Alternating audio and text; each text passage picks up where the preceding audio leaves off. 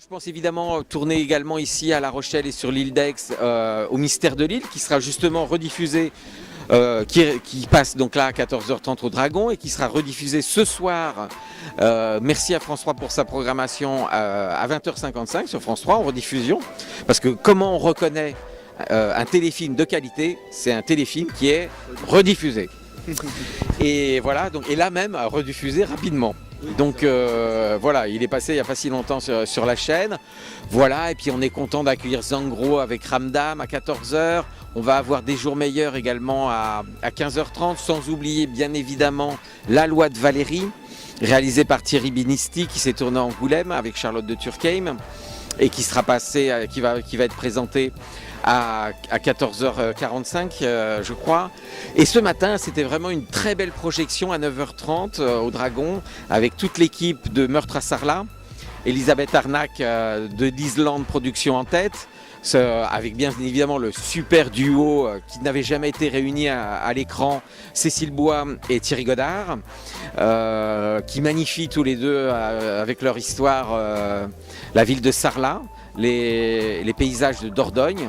On a un Périgord avec une lumière magnifique. Je rends hommage à Bruno, le chef opérateur, par la même occasion. Et je rends surtout hommage à Delphine Lemoine, la réalisatrice, que j'avais eu le plaisir d'accueillir il y a exactement 15 ans, ici même à La Rochelle, pour un court-métrage avec Marthe Villalonga et Ariel Mallet, qui était dans une petite Fiat 500 jaune, là. C'était formidable.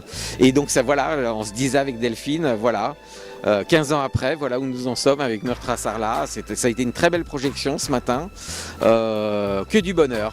Vraiment, on est content, tout se passe formidablement bien. J'étais aussi extrêmement ému de retrouver l'émotion que j'avais eue à la lecture des Bracelets Rouges, l'adaptation de la série catalane que Véronique Marchard a réussi à vendre à l'unité fiction de TF1.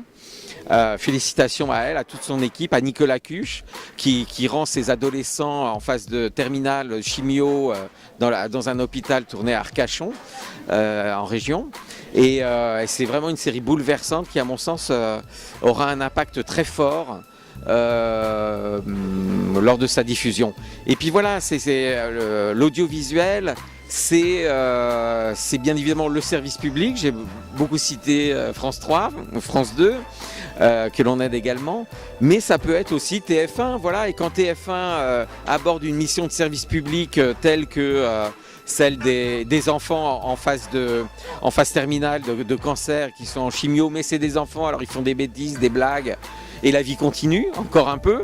Et ben voilà, c'est notre rôle aussi de mission de service public que de répondre présent et d'être fier d'accueillir cette série du côté du bassin d'Arcachon. Très bien, qu'est-ce qu'on peut vous souhaiter pour les années à venir pour la nouvelle région? Eh ben on peut souhaiter pour la nouvelle région que sa dimension importante, la plus vaste de France, encore une fois, lui permette quand même de garder l'agilité qu'avaient les trois territoires précédemment, la réactivité qu'ils avaient, et que ce vaisseau amiral à la taille de l'Autriche puisse quand même prendre rapidement les virages dans un monde en mutation constante. Et Dieu sait si l'audiovisuel, qui est quand même une industrie du prototype, où on se remet toujours en question, donc il faut savoir avoir une forte réactivité, ça n'empêche pas ça, quoi. Et que voilà, en face de cette réunion de ces trois beaux territoires, Limousin, Aquitaine et Poitou-Charentes, voilà, que la Nouvelle-Aquitaine soit vraiment une des principales destinations des créations françaises.